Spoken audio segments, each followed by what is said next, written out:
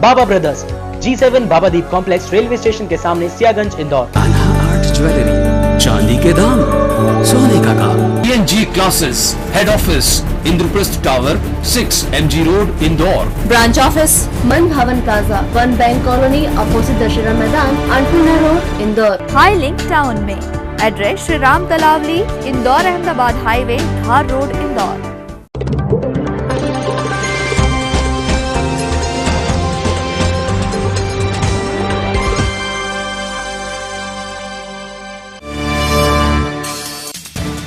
शाहरुख व आईपीएल का विरोध करने पहुंचे भाजयुमो कार्यकर्ताओं ने नेहरू स्टेडियम में फैलाई अराजकता। राष्ट्रपिता का अपमान, चोरी की बिजली और नन्हे खिलाड़ियों को भयभीत करने में नहीं छोड़ी कसर। आईआईटी जेईई में इंदौर के विद्यार्थियों ने पाई कामयाबी, छात्राओं ने मारी बाजी। असफल व जूनियर विद्यार्थियों को दिया कड़ी मेहनत व लगन से लक्ष्य हासिल करने का मूल मंत्र।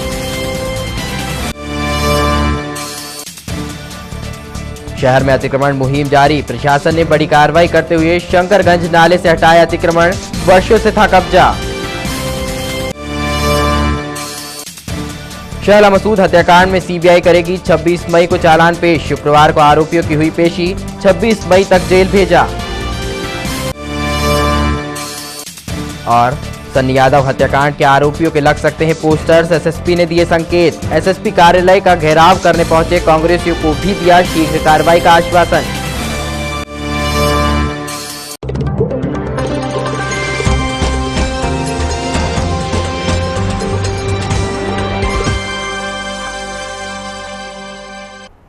शुक्रवार को भाजयुमो कार्यकर्ताओं ने प्रदर्शन के दौरान शाहरुख खान के नाम पर राष्ट्रपिता महात्मा गांधी का अपमान किया।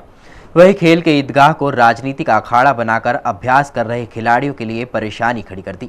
नेहरू स्टेडियम में प्रदर्शन करने को लेकर न तो भाजयुमो पदाधिकारियों ने कोई अनुमति ली और न ही बिजली का कनेक्शन। मोर्चा ने चोरी की बिजली से कार्यक्रम आयोजित किया, साथ ही खेल परिसर और गार्डन में जमकर गंदगी भी फैला दी।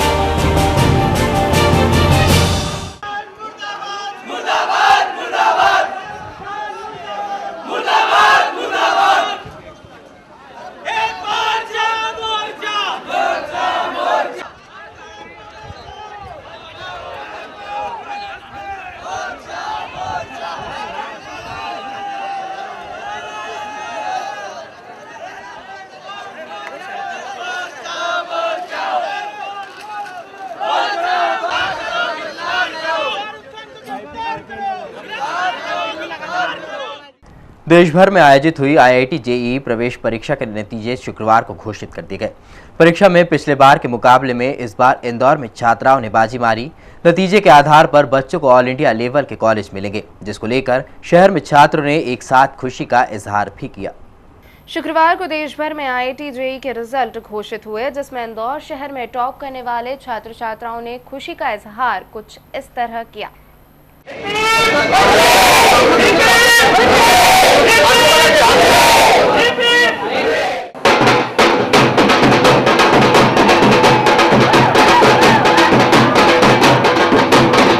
मेहनत और लगन से सफलता हासिल करने वाले छात्रों में एक इंदौर की पारुल जैन ने ऑल इंडिया में 116वीं रैंक बनाई है। मेरी आईआईटी 2012 में AIR 116 लगी है। इसका सारा श्रेय रैंकर्स पॉइंट को जाता है। रैंकर्स पॉइंट के टीचर्स हमेशा मेरे साथ रहे, स्पेशली कपिल सर, कमल सर जो डायरेक्टर्स हैं, मेरे पेरेंट्स और गॉड, मैं सबके बहुत ज़्यादा शुक्रगुजार हूँ। Thank you. वहीं अंजलि राय ने बताया कि वो 9वीं क्लास से आईआईटी जेईई की तैयारी कर रही थी, जिसके फलस्वरूप उसने ऑल इंडिया में 218वीं रैंक बनाई। कैटलाइजर में जैसे जूनियर सेगमेंट में जब हम लोग थे, तब भी हम सीनियर फैकल्टी के साथ इंटरैक्ट कर सकते थे। वो तब भी 1-to-1 डाउट क्लियर्स करते थे हमारे। फिर जब 11th-12th में भी टेस्ट होते थे, उसकी एनालिसिस होती थी, तो फैकल्टी, यहाँ की फैकल्टी रेगुलर इंटरवल पे मतलब हमारे वीक पॉइंट्स पे हमें बताते रहते थे कि इस एरिया में तुम वीक हो। तो उसको ऐसे सुधारा जा सकता है। और यही सब तो सारे एरर्स रेक्टिफाई करते हुए ये अचीव हो पाए। छात्रों में इंदौर के चिराग की ऑल इंडिया में 212वीं रैंक बनी, जिसके लिए चिराग ने 2 साल तक परीक्षा की तैयारी के लिए कड़ी मेहनत भी की थी। कोचिंग का बहुत अच्छा कंट्रीब्यूशन रहा। हमेशा मुझे एक पाथ पर चलने का कहा गया कि IIT JEE का पाथ पर चलना है, मुझे डिवेट नहीं होना उससे। और जो यहाँ के टेस्ट होती थी वो बहुत अच्छी रहती थी। कभी कभी उसमें अप्स एंड डाउन्स मिलते थे तो उसमें हमेशा मोटिवेट किया जाता था कि हमेशा आगे ही रहना है अपने को। सर ने हमेशा ये दिलासा दिलाया कि कंटेंट अब तुम्हारा बहुत अच्छा है और तुम्हें जो भी सीनियर्स हैं तुम्हें उनसे अच्छी रैंक ला सकते हो, तो तुम्हें उसी पाथ पर चलना है। तो जो प्रीवियस ईयर की IIT की बुक्स आती है उस पर मैंने बहुत ज़्यादा फोकस किया और मेरा पूरा 2 साल तक जो टाइम था पूरा IIT के लिए डिवेटेड था, इसलिए मेरी रैंक अच्छी है। इलेक्ट्रॉनिक इंजीनियर बनने का सपना देखने वाले गायक ने देश के सबसे बड़े कॉलेज में पढ़ने के लिए करस्पॉन्डेंस कोर्स को लगातार 2 साल पढ़कर IIT JEE एग्जाम में 482वीं रैंक हासिल की। गायक ने अभी 12वीं की परीक्षा दी है और कहा कि प्लानिंग के साथ मेहनत करने से कोई भी एग्जाम को ब्रेक कर सकते हैं। पहले से प्लानिंग करके कि क्या पढ़ना है आगे और ऐसे वन बाय वन पढ़ते गए। Study material Bansal classes Kota ने करस्पॉन्डेंस कोर्स की उन्होंने प्रोवाइड किया था। To be an electrical engineer may be from IIT Delhi. अगर मन में ठान लिया जाए तो दुनिया की कोई भी परीक्षा हो उसमें सफलता मिलती है। इस बात के साथ ही परीक्षा की तैयारी करने वाले स्टूडेंट्स और जूनियर्स को टॉपर छात्रों ने मेहनत और लगन से पढ़ाई करने की हिदायत भी दी। शहर में नालों पर किए गए अतिक्रमण को ध्वस्त करने की कार्रवाई जारी है। शुक्रवार को जिला प्रशासन, नगर निगम और पुलिस ने संयुक्त रूप से बड़ी कार्रवाई कर शंकरगंज नाले पर बनाए गए शेड को ध्वस्त कर दिया। अतिक्रमणकर्ताओं ने नाले को रोककर बड़ा शेड तान दिया था। इसी के साथ नाले के किनारे बनाए गए एक अन्य अतिक्रमण को भी तोड़ा गया। अतिक्रमण को हटाने के दौरान भारी पुलिस बल मौजूद था। बरसात के पहले नगर निगम द्वारा शहर के नालों की सफाई और उसके गहरीकरण का कार्य इन दिनों तेजी से किया जा रहा है। साथ ही अतिक्रमणकर्ताओं द्वारा नाले पर किए गए अतिक्रमण को भी हाथों हाथ ध्वस्त किया जा रहा है। इसी कड़ी में जिला प्रशासन, नगर निगम और पुलिस प्रशासन ने शुक्रवार को संयुक्त रूप से कार्रवाई करते हुए शंकरगंज नाले पर बनाए गए बड़े अवैध शेड को JCB मशीन से ध्वस्त कर दिया। शेड नाले को रोककर बनाया गया था।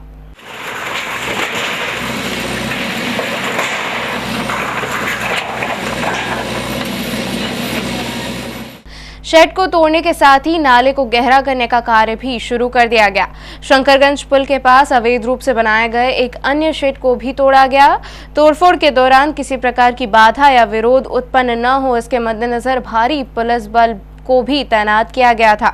गुरुवार को भी कार्रवाई के लिए दल मौके पर गया था, लेकिन एक दिन की मोहलत मांगने पर कार्रवाई रोक दी गई।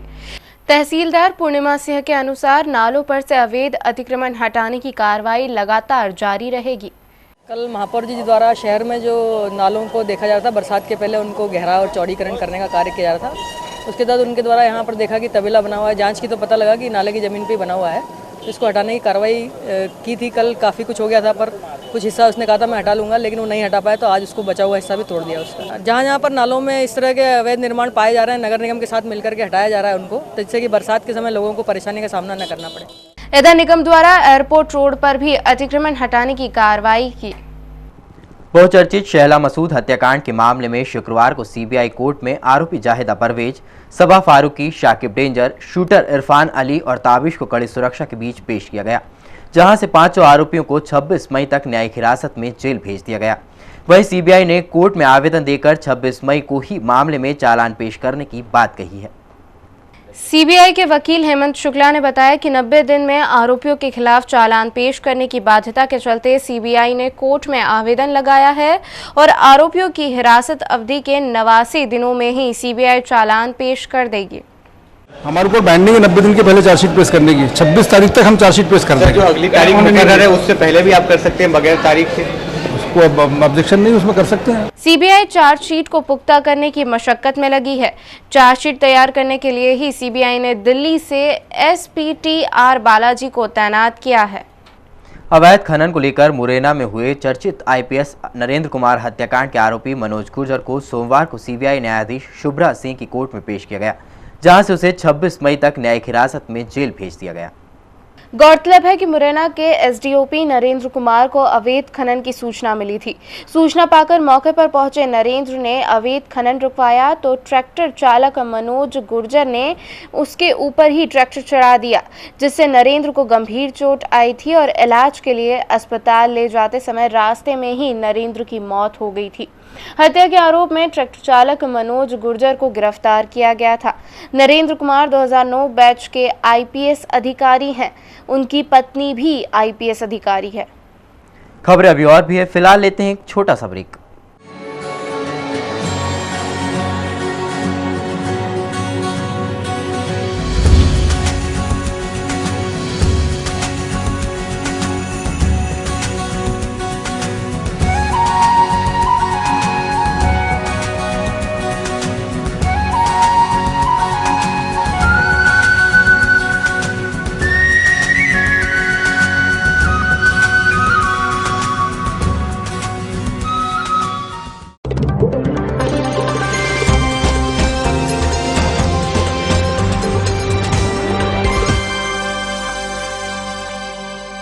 कांग्रेसी नेता के यादव के पुत्र सन्नी यादव हत्याकांड के फरार आरोपियों की गिरफ्तारी की मांग को लेकर शुक्रवार को कांग्रेसियों और समाज के लोगों ने एसएसपी कार्यालय का घेराव कर प्रदर्शन किया।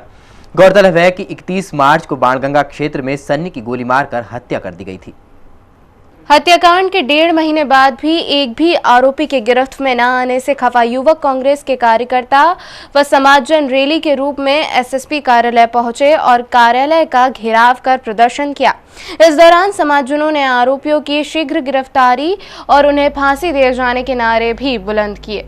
लोगों ने अपनी मांगों से संबंधित तख्तियां भी हाथों में थाम रखी थी। फांसी दो, हत्यारों को फांसी दो, पुलिस प्रशासन पुलिस प्रशासन रो रही, पुलिस प्रशासन सो रही, शहर की जनता रो रही, पुलिस प्रशासन सो रही। पुलिस ने हत्याकांड में शामिल अशोक पटेल व उसके परिवार पर 15,000 रुपए का इनाम भी रखा था, मगर पुलिस को 1.5 माह बाद भी कामयाबी नहीं मिली। कांग्रेसियों ने एसएसपी से आरोपियों की शीघ्र गिरफ्तारी की मांग करते हुए ज्ञापन सौंपा। वहीं गिरफ्तारी नहीं होने की दशा में उग्र आंदोलन की चेतावनी भी दी। सर, हम लोग इसलिए आए हम आपसे फोन में भी सभी को मिल सकते हैं। अब कितनी बार हम आपके पास आ गए, आप बताइए ना कितनी बार आ गए? केस को क्या है क्या नहीं आप पूरा अच्छी तरह जानते हैं, सब कुछ जानते हैं। हम कहीं पे भी आपको ये नहीं कह रहे कि ये नहीं हुआ, लेकिन अब जो हो रहा है ना पुलिस क्या या तो आप लोग बात कर लो, शांत रहो भैया।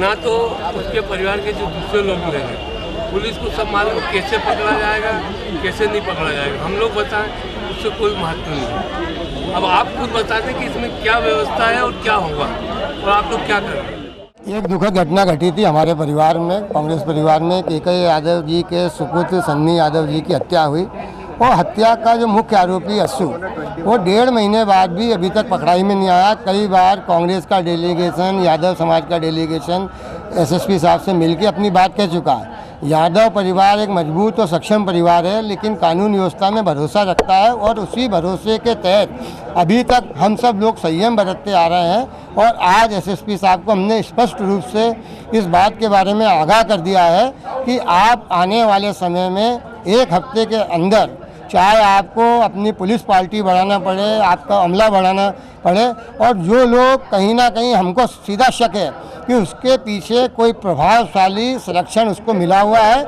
जिसकी वजह से अभी तक वो पुलिस की गिरफ्त से बाहर है। एसएसपी ने कांग्रेसियों को शीघ्र कार्रवाई का भरोसा दिलाया। वहीं मीडिया से चर्चा में कहा कि अगर जरूरत पड़ी तो आरोपियों के पोस्टर भी चस्पा किए जाएंगे।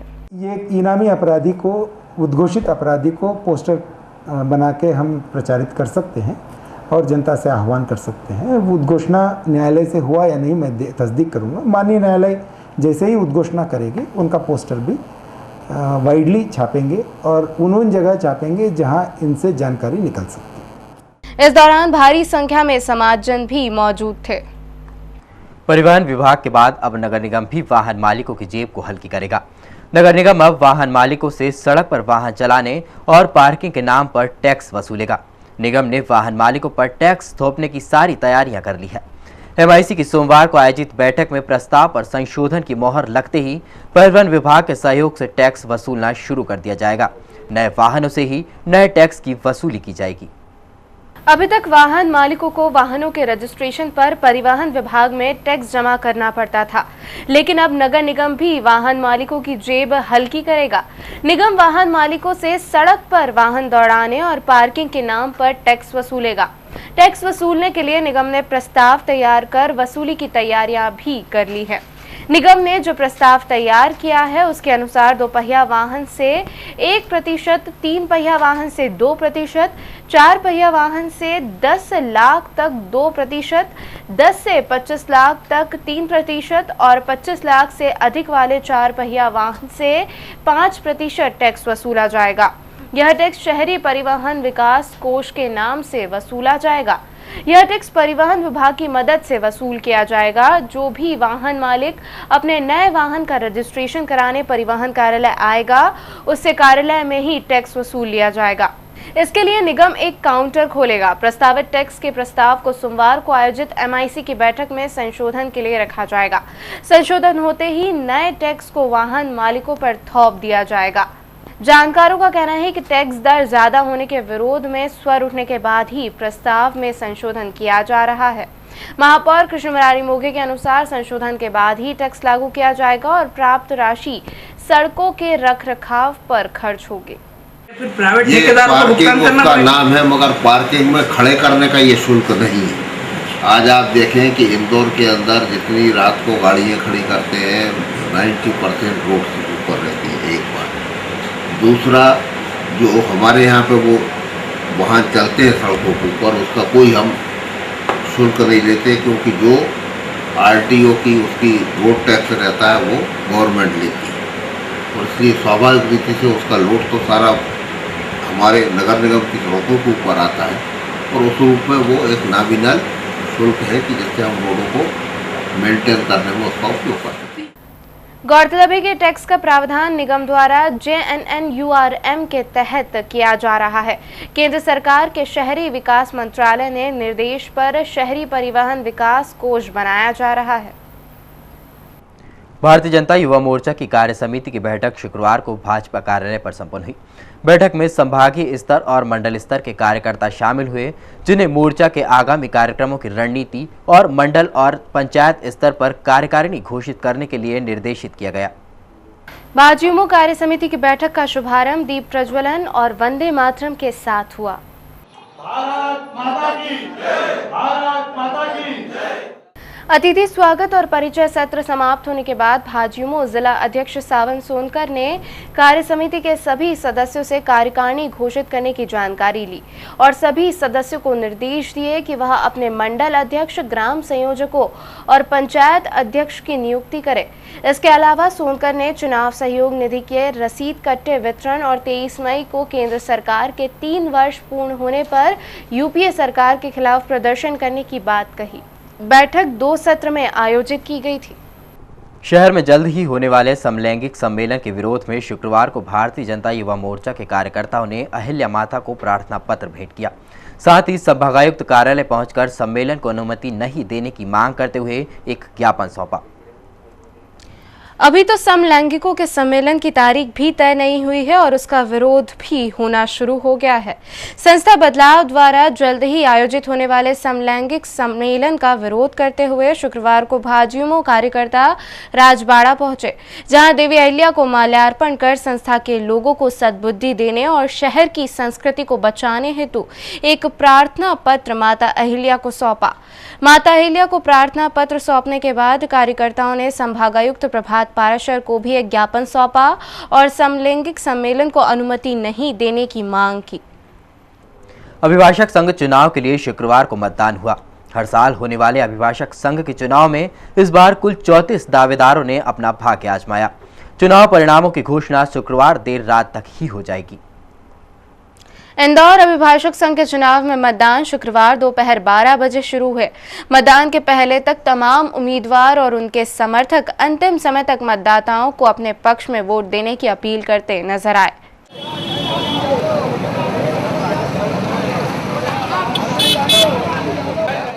संघ के चुनाव में दोपहर 12 से शाम 4 बजे तक मतदान हुआ। वकीलों ने मतदान में बढ़ चढ़कर हिस्सा लिया। खराब परीक्षा परिणाम को लेकर देवी अहिल्या विश्वविद्यालय पर छात्रों के प्रदर्शन का सिलसिला जारी है।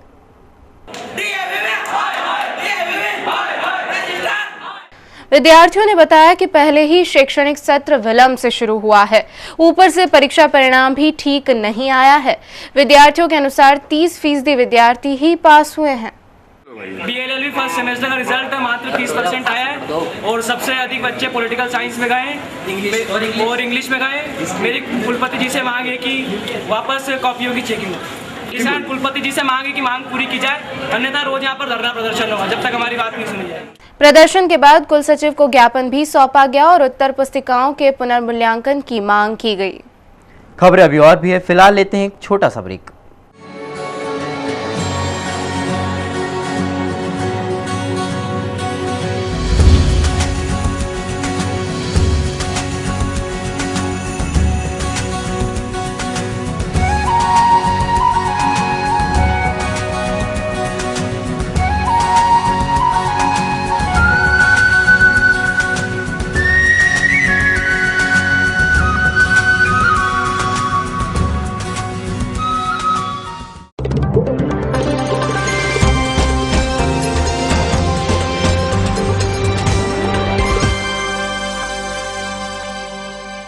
नगर निगम द्वारा साफ सफाई के मामले में उपेक्षा बरतने से नाराज वार्ड क्रमांक 15 कांग्रेसी पार्षद ने शुक्रवार को क्षेत्र की जनता के साथ मैदान पकड़ लिया और नाले की सफाई की। इधर पार्षद ने शनिवार को अनशन पर बैठने का ऐलान किया है। इमली बाजार, बड़वाली चौकी, सदर बाजार और जूना पीठा सहित वार्ड क्रमांक 15 के अंतर्गत आने वाली अनेक बस्तियों में गंदगी, जल संकट और सड़क सहित अन्य समस्याएं व्याप्त है। नगर निगम इन समस्याओं की तरफ ध्यान नहीं दे रहा है। परेशान जनता हर दिन क्षेत्रीय पार्षद अनवर कादरी को घेर रही है। निगम की उपेक्षा से तंग आकर पार्षद कादरी ने शुक्रवार को क्षेत्रीय जनता के साथ न केवल मैदान पकड़ लिया बल्कि नाले में उतरकर खुद सफाई की।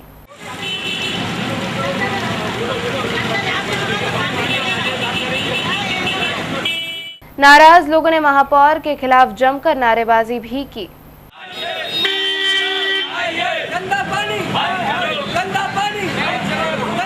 रहवासियों ने बताया कि दूषित पानी और गंदगी की वजह से लोग लगातार बीमारियों की चपेट में आ रहे हैं। समस्या हमारे बच्चे बीमार हो रहा है, गंदा पानी नर्मदा का लेटरिन का मिलके आ रहा है, बहुत परेशान है। गलियों में कचरा है, नालियाँ भर रही हैं, मच्छर इस कदर हो रहा है कि कुछ पूछो मत। हर बात की समस्या और पानी इतना बदबू का आ रहा है कि लेटरिन मिला हम ना नहा सकते हैं ना नमाज।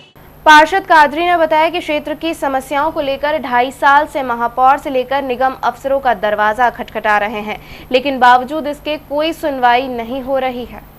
पिछले 2.5 सालों से कर्मचारियों की मांग कर रहा हूं। मेरे यहाँ 76 कर्मचारी जिसमें से 20-25 हमेशा एब्सेंट रहते हैं। नालियों की ये स्थिति है कि पूरा इमली बाजार, पूरा बड़वाली चौकी, पूरी जूना पीटा, पूरी जूनी कसरा वाकल, मराठी मोहल्ला, इकबाल कॉलोनी, एलिया पल्टन, पूरे मेरे वार्ड बजरिया, पूरे मेरे वार्ड के अंदर पूरा एरिया नालियों से हटा पड़ा है। यहाँ पर ना तो ड्रेनेज है ना कुछ है, गंदगी नालियों में बहती है। अब क्या हो रहा है कि मैंने इनसे कर्मचारी मांगे, इन्होंने कर्मचारी नहीं दिए। आज स्थिति इतनी भयानक हो गई कि आम जनता सब लोग इकट्ठे हो गए, मेरे घर आ गए, तो मुझे मजबूरन आज खुद हाथ से नालियाँ साफ करनी पड़ी। महापौर जी और मुन्ना लाल जी यादव सिर्फ आश्वासन देते हैं कि हाथ भी बढ़ा देंगे। इंदौर का हमारे को पूरे इंदौर को देखना है, उसके बाद में भी ना तो यहाँ नालियाँ साफ हो पा रही हैं और लोगों को बीमारी हो रही, और इन नालियों के कारण गंदा पानी आता है, गंदा पानी पी पी के लोग बीमार हैं। हैरान परेशान पार्षद ने शनिवार को अनशन पर बैठने का ऐलान किया है। ट्रक चुराकर उसे चोरी छिपे कटवाने के मामले में संयुक्तागंज पुलिस ने एक नकली पुलिस वाले व उसके 2 साथियों को गिरफ्तार किया है। गिरफ्त में आए नकली पुलिस वाले की पत्नी जेल में प्रहरी है। संयुक्तगंज पुलिस थाने का खुफिया दस्ता बीती रात गश्त पर था, तभी पवनपुरी क्षेत्र में उसकी नजर चोरी छिपे ट्रक कटवाते युवक पर पड़ी। दस्ते को देख आरोपी भागने लगे, मगर पुलिस ने नकली पुलिस वाले किशोर के साथ उसके 2 साथी मोनू और जब्बार को हिरासत में ले लिया तो मामले का खुलासा हुआ। पूछताछ में पता चला कि किशोर की बीवी बड़वा जेल में प्रहरी है और उसी की आड़ में किशोर खुद को पुलिस वाला बताता है। आरोपी ने रिंग रोड पर खड़े ट्रक को चोरी कराकर रातों रात कटवाना भी शुरू कर दिया था। एक लावारिस ट्रक जो था पड़ा हुआ था कहीं पुराना एक्सीडेंट में, उसको लाके वहाँ काटकर कबाड़ी में बेचने के प्रयास कर रहे थे। और ये जो किशोर पमार, इसके पास एक मोटरसाइकिल मिली है जिसमें पुलिस लिखा हुआ है, डंडा बंधा है। तो मोटरसाइकिल चोरी की या कहाँ से लाया, इसमें जांच की जा रही है। इस तरह को खिलाफ 420-419 का अपराध पंजीबद्ध किया है। आगे जांच कर रहे हैं और जो सामने आएगा। अपने आप को वहाँ उसने कबाड़ी का यहाँ कटिंग करा रहा था, उसको बताया था कि मैं पुलिस वाला हूँ। आरोपी किशोर के बारे में ये भी पता चला है कि वक्रतुंड नगर में उसकी एक रखेल भी है और आरोपी उसी के पास आता जाता था। पुलिस आरोपी से कड़ाई से पूछताछ कर रही है। आरोपी से और भी वारदात के खुलासे की उम्मीद है। मल्हारगंज पुलिस ने उड़ीसा से यहां तस्करी कर लाया गया 17 किलो गांजा जब्त कर 2 आरोपियों को गिरफ्तार किया है। आरोपी ऑटो रिक्शा में गांजा लेकर जा रहे थे। मल्हारगंज पुलिस ने मुखबिर से मिली सूचना के आधार पर बड़ा गणपति क्षेत्र में घेराबंदी कर 2 गांजा तस्कर को गिरफ्तार किया। पूछताछ में आरोपियों ने अपना नाम आलोक पिता बलराम प्रधान और वीरेंद्र पिता भुवनेश्वर कहार बताए। दोनों ही आरोपी उड़ीसा के रहने वाले हैं। पुलिस ने इनके कब्जे से 17 किलो 440 ग्राम गांजा जब्त किया। दोनों आरोपी एक ऑटो रिक्शा में गांजा लेकर डिलीवरी देने जनता कॉलोनी में किसी नाना नामक शख्स को देने जा रहे थे।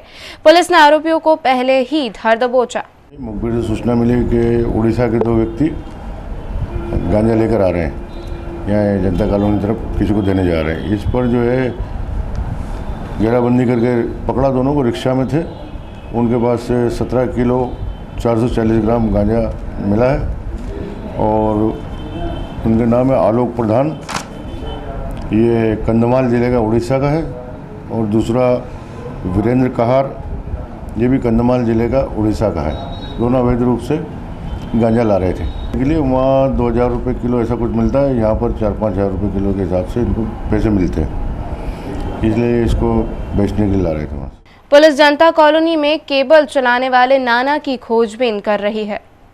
खबरें अभी और भी है, फिलहाल लेते हैं एक छोटा सा ब्रेक।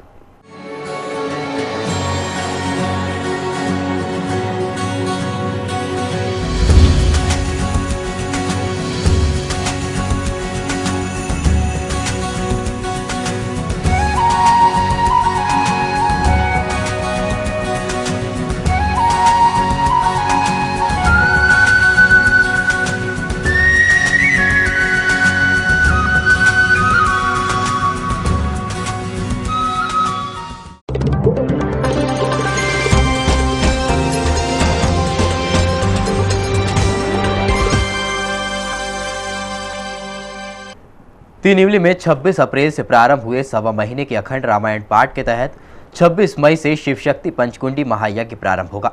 महापौर कृष्ण मुरारी मोघे ने शुक्रवार को यज्ञ स्थल का दौरा कर तैयारियों का जायजा लिया। परशुराम जयंती के पावन अवसर पर प्रारंभ हुए अखंड रामायण के तहत 26 मई से 3 इमली पर महंत बापू बालकृष्ण जी गिरी के सानिध्य में महायज्ञ प्रारंभ होगा। यज्ञ की तैयारियां जोरों पर हैं। शुक्रवार को महापौर कृष्ण मुरारी मोघे ने यज्ञ स्थल का जायजा लिया। समिति के श्याम कौशल, उपेंद्र शुक्ला, राधेश्याम पवार ने बताया कि यज्ञ की पूर्णाहुति और भंडारा 1 जून को होगा। शुक्रवार को शहर की नामी गिरामी कोचिंग क्लासेस में पढ़ने वाले छात्रों ने IIT JEE में बाजी मारी। क्लासेस में ऑल इंडिया रैंक में आने वाले बच्चों के माता पिता का भी सम्मान किया गया। साथ ही ऑल इंडिया लेवल की एग्जाम की तैयारी करने वाले बच्चों को कोचिंग के प्रोफेशनल टीचर्स ने उज्जवल भविष्य की शुभकामनाएं दी। शुक्रवार को रैंकर्स पॉइंट में पढ़ने वाले स्टूडेंट्स ने IIT JEE में सफलता प्राप्त की। इंस्टीट्यूट के कपिल बिरथरे का कहना था कि इस बार अंडर 200 में कोचिंग के 3 छात्रों ने रैंक बनाई है, जिसमें पारुल जैन ऑल इंडिया में 116वीं पोजीशन पर है। हाईएस्ट रैंक जो हम लोग के यहाँ से वो पारुल जैन की है 116 दूसरी रैंक जो है वो साई चक्रधर की है 143, ये फ्रेशर स्टूडेंट है। तीसरी जो रैंक आई हम लोग के यहाँ से वो 162 है अभय शर्मा की, ये ड्रॉपर्स बैच से। वहीं गीता भवन स्थित कैटलाइजर इंस्टीट्यूट के प्रोफेसर सुमित अभिमन्यु का कहना था कि पहले के मुकाबले इस बार इंस्टीट्यूट में पढ़ने वाले छात्रों ने IIT JEE एग्जाम को ब्रेक किया। इंस्टीट्यूट में पढ़ने वाले चिराग ने बिना किसी गैप लिए ऑल इंडिया में 212वीं रैंक बनाई। सर्टेनली कैटाइजर का जो एक रिज़ल्ट रहता है हर साल, इस साल वो और ज़्यादा जो है वो 3-4 रिज़ल्ट हुआ है। एंड नॉट ओनली दैट कि इस बार जो है वो फ्रेशर्स में और ट्रिमेंडस रैंक आई है, प्लस ड्रॉपर्स में बहुत अच्छे रैंक्स आई हैं।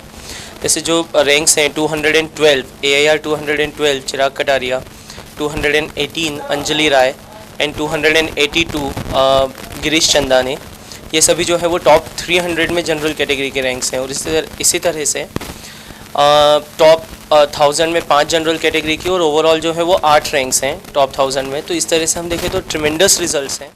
इसके साथ ही 56 दुकान स्थित इम्पल्स क्लासेस में भी 2 छात्रों ने ऑल इंडिया में अंडर 1000 रैंक बनाई।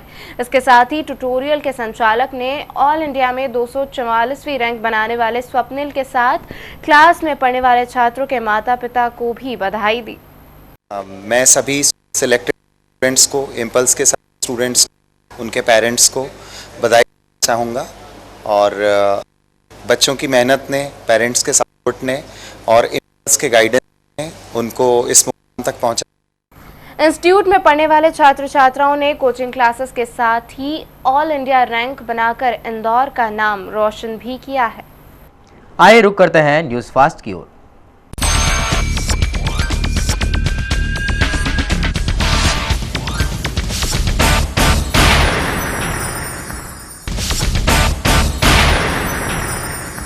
लघु फिल्म हलमा आदिवासियों के प्रति अनेक धारणाएं बदल देगी। फिल्म के लेखक व निर्देशक हर्षित जैन ने पत्रकार वार्ता में बताया कि झाबुआ के भील समाज के बारे में सामान्यतः ऐसी धारणा है कि वे असभ्य हैं, मगर हकीकत में उनकी परंपरा दुनिया भर को प्रेरणा व दिशा दे सकती है। उन्होंने बताया कि आदिवासियों की ऐसी ही विशिष्ट परंपरा है हलमा, जो कि जल संग्रहण जैसे वैश्विक विषय व समस्या पर भी दुनिया के लिए प्रेरणा बन सकती है। उन्होंने बताया कि आदिवासियों की जनजात देशी बुद्धिमत्ता अद्भुत है और फिल्म हलमा इन्हीं विषयों पर आधारित है। फिल्म को महज 2 दिनों में शूट किया गया है और उसके सभी पात्र वास्तविक व जीवंत हैं।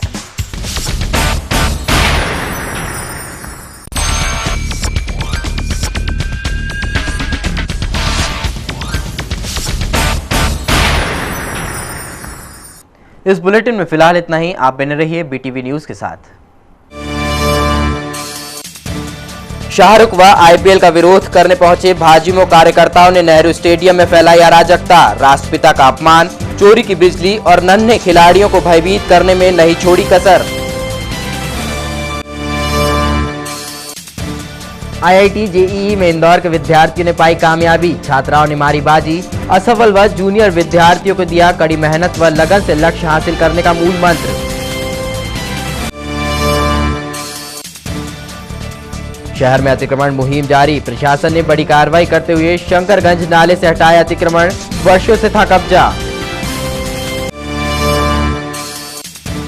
शहला मसूद हत्याकांड में CBI करेगी 26 मई को चालान पेश। शुक्रवार को आरोपियों की हुई पेशी, 26 मई तक जेल भेजा। और सन्नी यादव हत्याकांड के आरोपियों के लग सकते हैं पोस्टर्स, SSP ने दिए संकेत। SSP कार्यालय का घेराव करने पहुंचे कांग्रेसियों को भी दिया शीघ्र कार्रवाई का आश्वासन।